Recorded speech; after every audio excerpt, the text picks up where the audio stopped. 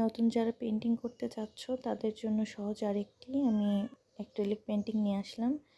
তো আশা করছি এই পেন্টিং দেখে তোমরা খুব সহজে ইজিলি বাসায় পেন্টিং করা শিখে যাবে।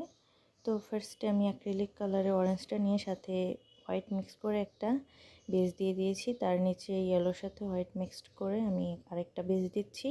তো এরপর আমি ব্ল্যাক দিয়ে একটু ছোট্ট করে পাহাড় এঁকে নিচ্ছি। দেখো পাহাড়গুলো একটু উঁচু নিচু করে এঁকে দিচ্ছি। তো এখানে আমি গ্রে কালার দিয়ে একটু শ্যাডো দিয়ে দিচ্ছি। তো এরপর আমি হোয়াইটের সাথে আবার ইয়েলো মিক্সড করে আরেকটা বেস দিব, তার নিচেও আমি অরেঞ্জের সাথে হোয়াইট মিক্সড করে নিব।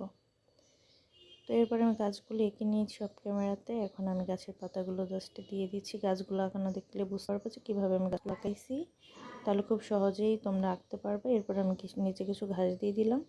তো আশা করছি আমার এই সহজ পেন্টিংটি তোমাদের কাছে ভালো লাগলো এবং বাসায় অবশ্যই ট্রাই করবে।